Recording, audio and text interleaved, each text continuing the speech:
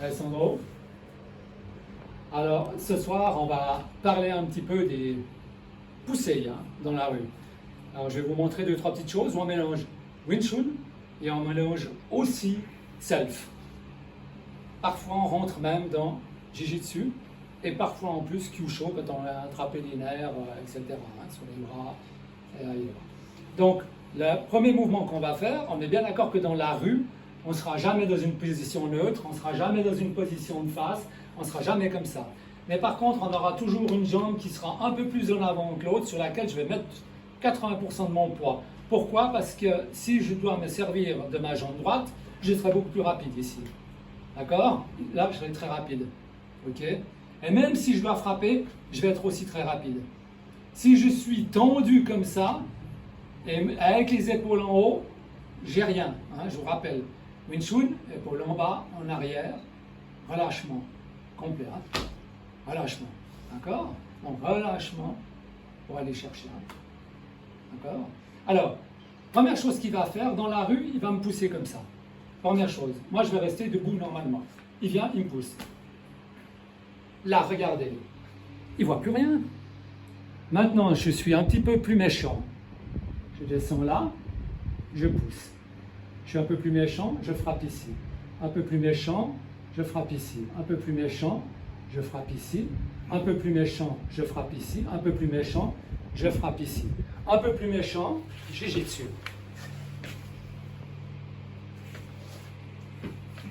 Merci, c'était.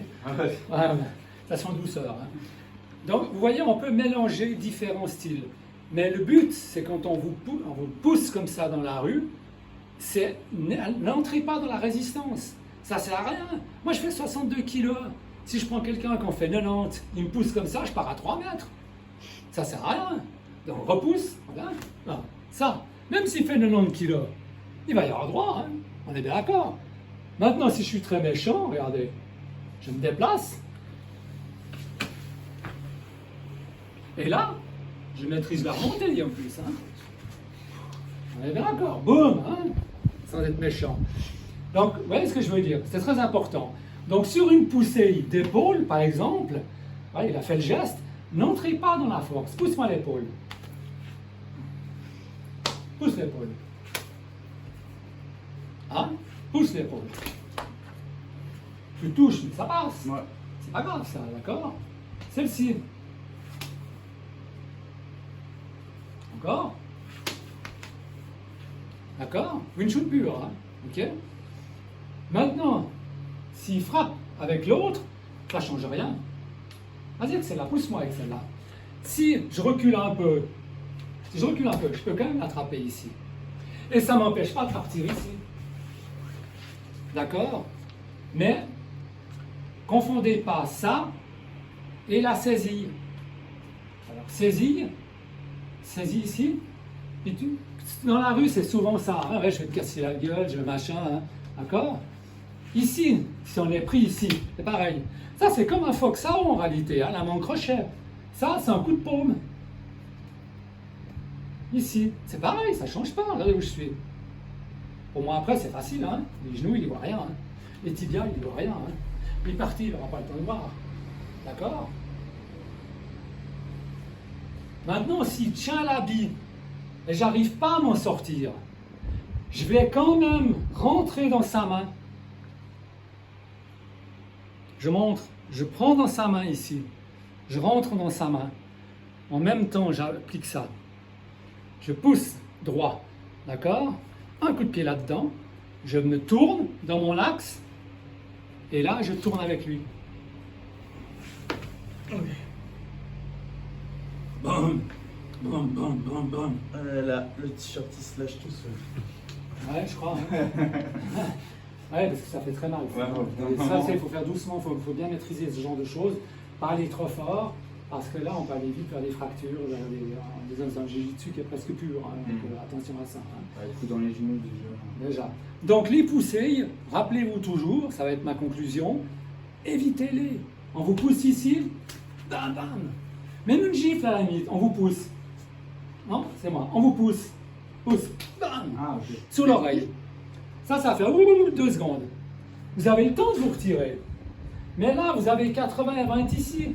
Si vraiment il revient en avant, ah, vous avez les pieds, hein. C'est facile, hein. Il n'y a pas de problème. Donc pensez toujours à ça. N'allez pas dans la force, allez dans l'évitement. Hein? S'il pousse ici, j'évite. Bam, dans les parties. Il pousse des deux mains, boum, le coude, boum, Huracan. Ça, c'est du karaté, hein, par contre. D'accord? Donc, toutes ces techniques sont mélangées entre du Wing Chun, la self, du Jiu-Jitsu. Mais ce qui est important, encore une fois, et ça, c'est vraiment ma conclusion, jamais dans la force, allez dans la non-force et l'évitement. C'est ce qui va vous permettre de sortir d'une situation. Mais gardez toujours une structure forte et gardez vos épaules en bas et en arrière pour être rapide. Autrement, vous ne serez jamais rapide. Ça ne passera pas. Ça ne passera pas. Vous serez... Si vous entraînez au dojo, je l'ai déjà dit ça, vous entraînez au dojo à frapper comme ça. Ah, je vais le faire ici, hein, pour la douleur. Dehors, votre subconscient va enregistrer ça, vous allez faire ça. Si au dojo, je m'entraîne déjà à taper déjà un peu plus fort, dehors, si je prends ce coup-là, ici, je vous jure qu'après je peux le prendre comme ça pour le casser. Hein. Ce que je ne ferai pas, parce que ça c'est une défense qui n'est pas du tout proportionnelle à ce que je viens de montrer. D'accord? Mais pensez à ça. Hein. La proportionnalité dans la rue, ça existe. Une gifle égale une gifle, un coup de poing égale un coup de poing. Un coup de pied égale une parade, autre. La seule chose où ça diffère, c'est l'étranglement à deux mains, comme ça. Ça, c'est vraiment extrêmement dangereux. Là, il peut me placer quelque chose, vas-y, par exemple. Et ça, c'est très efficace, hein, si il l'a pris, parce que ça casse carrément les coudes. Mais il peut aussi très bien, si on est pris comme ça, je rentre, moi, pour consolider mes cléido-sterno-mastoïdiens, hein, comme ça, il a plus de peine à compresser, et moi, je rentre ici. Ici. Là. D'accord? Pensez à ça aussi. Hein. L'étranglement, c'est une des choses qui fait que vous avez le droit d'utiliser des techniques un peu plus violentes. Mais autrement, soyez toujours proportionnel, je vous en prie. Hein. Et vous vous servez du Wing Chun à l'extérieur uniquement si vous en avez besoin parce que vous êtes en danger. Autrement, ça reste dans le dojo, l'entraînement et les techniques. D'accord? Je te remercie infiniment. Merci, Mohamed, pour la caméra.